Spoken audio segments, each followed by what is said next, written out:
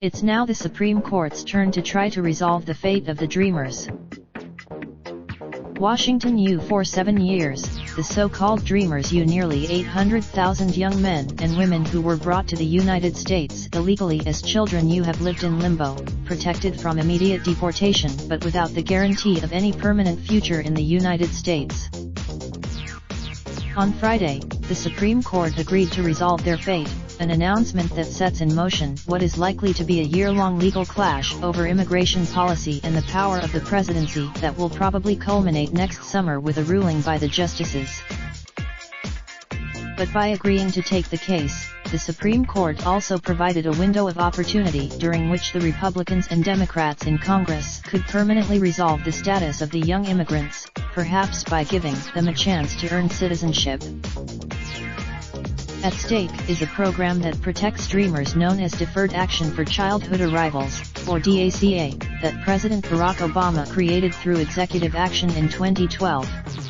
Mr. Trump, members of both parties, as well as Mr. Trump on several occasions, have expressed sympathy for the Dreamers, many of them fully assimilated young men and women in school or with careers. But there is no evidence. For years, lawmakers have failed to reach any kind of consensus despite repeated attempts at negotiation. In 2018, this month, the Democrat-led House passed sweeping legislation that would provide a path to citizenship for Dreamers and other immigrants whose legal status Mr. Trump has targeted.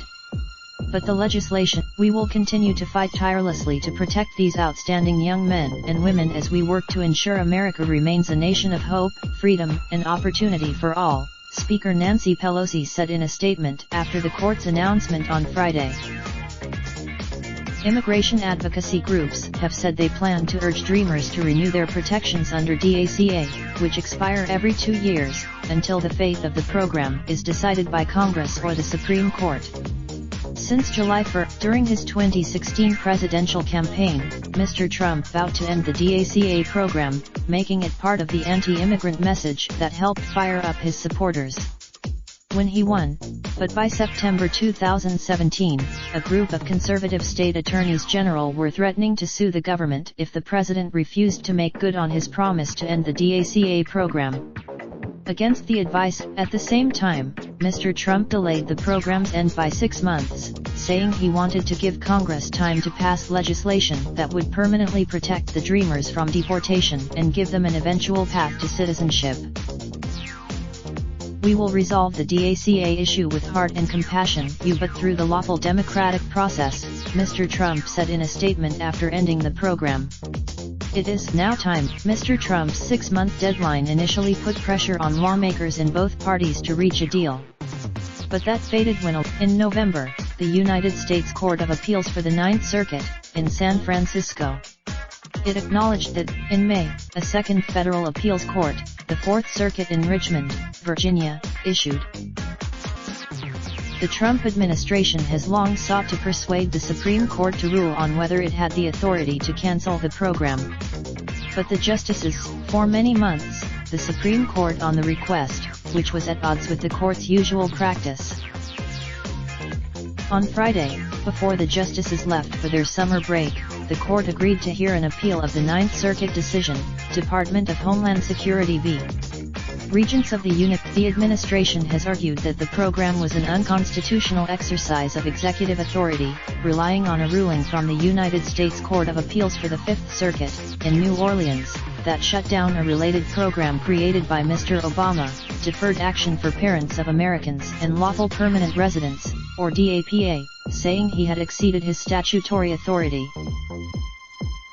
In his executive action establishing DAPA, which was blocked by courts before it went into effect, Mr. Obama would have allowed as many as 5 million unauthorized immigrants who were the parents of citizens or of lawful permanent residents to apply for a program, sparing them from deportation and providing them work permits. After in 2016, in an appeal of the Fifth Circuit's ruling, leaving it in place and ending what Mr. Obama had hoped would become one of his central legacies.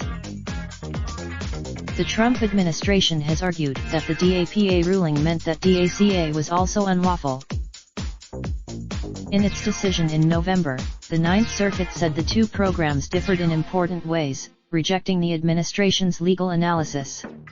The appeals court such nationwide injunctions, which have been used by courts to block executive actions in both the Obama and the Trump administrations, have been The Supreme Court will hear arguments in the case during its next term, which starts in October. If a deal is not a decision to let the Trump administration end the program could energize angry Democratic voters and immigration advocates to campaign even more aggressively against the president. If the court prevents Raindrop, drop top, top smoking, no cooking the hot pot. You fucking on your bitch, yeah, that. Looking up, open the park pot.